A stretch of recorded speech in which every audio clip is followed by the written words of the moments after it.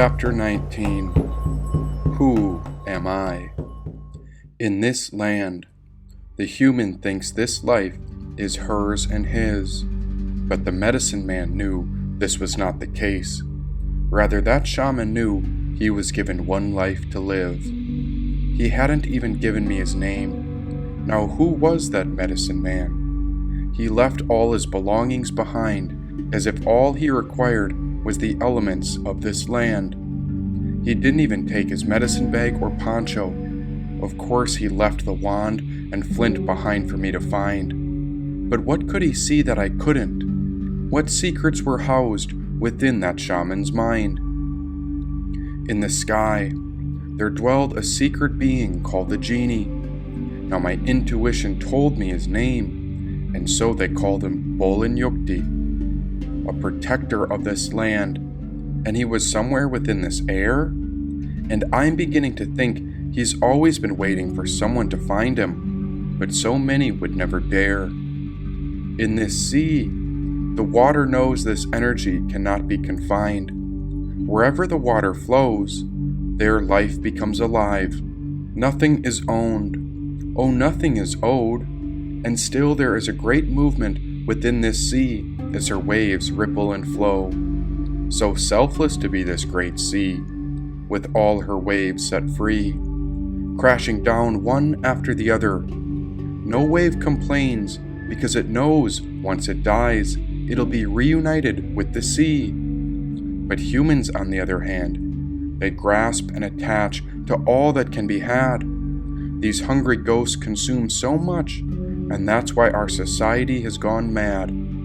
If only we could reciprocate nature, if only we could share in her joy, rather than fighting battles with knives and guns. Maybe it's our old habits that must be destroyed.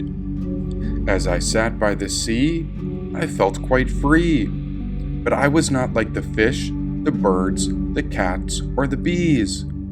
I was given life in a human body, and there my mind could wander into theories and realities that were very complex. My imagination would wander deep into the past, or far into the future, to wonder what could be next. Perplexed, oh, what was coming? At some point I'd have to return, and I could get so lost in my own head. Why, just last night, I'd been up for hours having conversations with an imaginary voice before I went to bed. Now, who was I? Was I a madman after all? Called various names by all kinds of people. Automatic was who I had become by default. I didn't know where I was going, or what I was here to do. I sat on the coastline and I began to remember all the things I had gone through. I remember when I worked in the Order, and I remember when Jane escaped. That's when I met Imogli, Jane, and Levi, when Manuka and I ate those magical mushrooms before we found a mysterious pyramid that changed our fate. Was it all a dream? Or was this a nightmare? Was it an illusion within my head? But what about the brass door when I had no choice but to face my fear? Alas! Here I am still alive, but what have I become? Now who am I, and where am I from? For Otto is just a name, and that is not quite me. This body contains my life, but the thing I am craves to be freed like this great sea. My mind wanders often, and so I remember how fast my imagination could be reshaped. If I feel trapped in this body, let's remember that this past morning I was certain I was finally awake.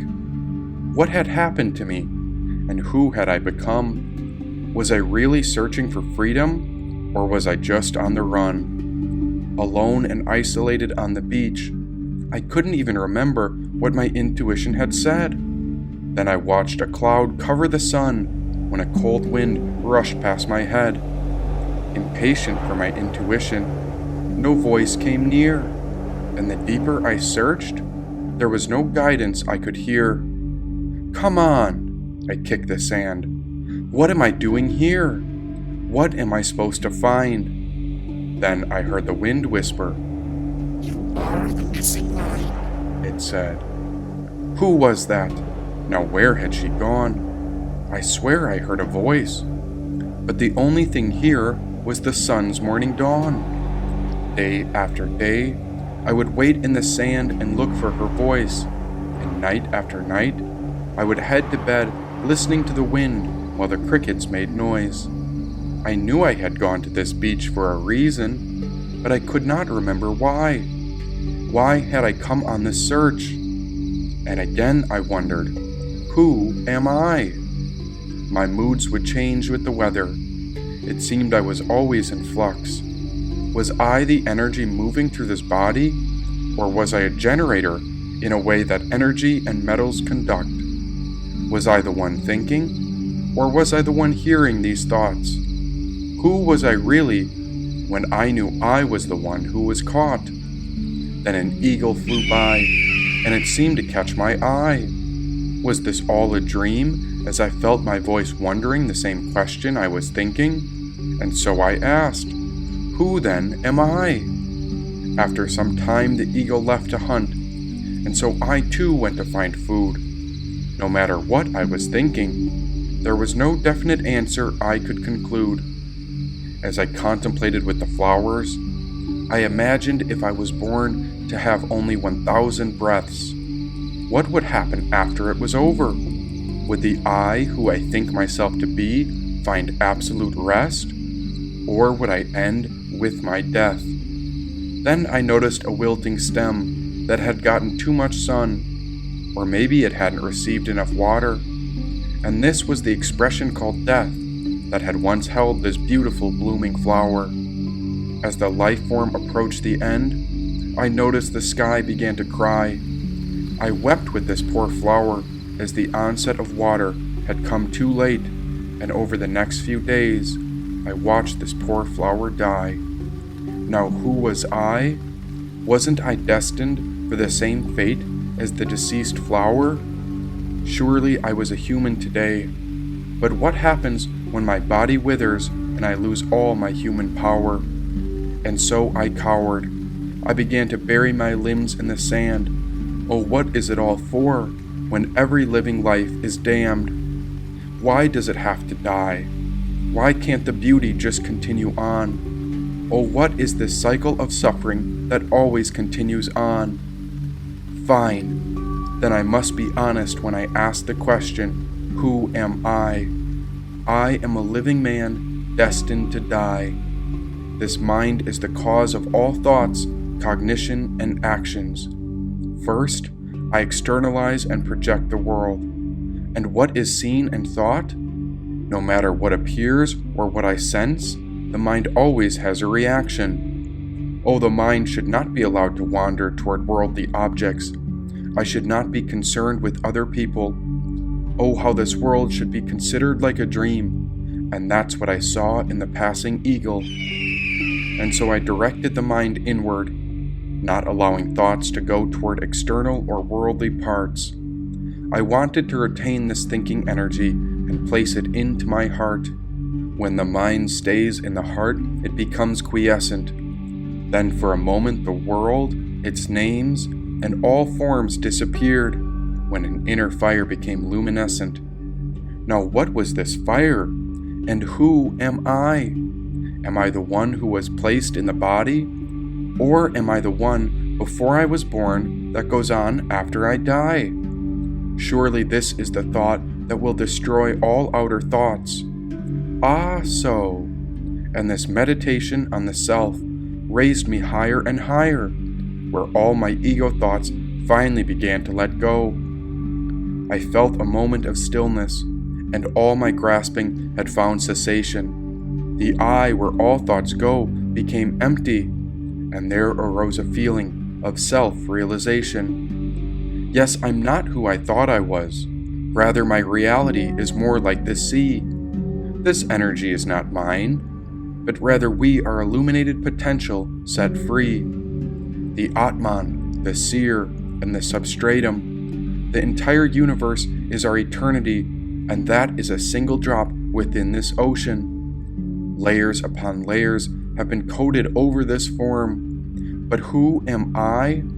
I am like an ocean of eternity that has forgotten why I was born, where there is absolutely no I thought. When I let go and do without the egoity of the I, then my spirit is reborn while my lower possessive nature dies. When I act in this way, all will appear as the nature of Shiva, the auspicious one, with no beginning and no end. The Supreme Self cannot be killed, finished, or undone. Happiness is the very nature of the Self. What exists in truth is the Self alone. This world and God are appearances coming out through the individual soul. Liberation. We must inquire into the nature of one's true self. The I who tells you who you think you are often forgets that we are the same as everything else. The nature of one's egoic self keeps the individual spirit in bondage. But once one realizes their true nature, their soul is liberated and they are no longer held hostage. Wisdom. We should remain quiet, not judging, criticizing, or claiming what is wrong or right.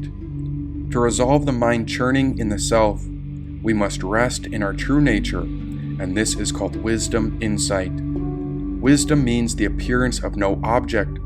We are not leaving or straying from the self, not seeking what is other than that which lives within us. This is detachment or desirelessness, which unites us with the source that exists within itself.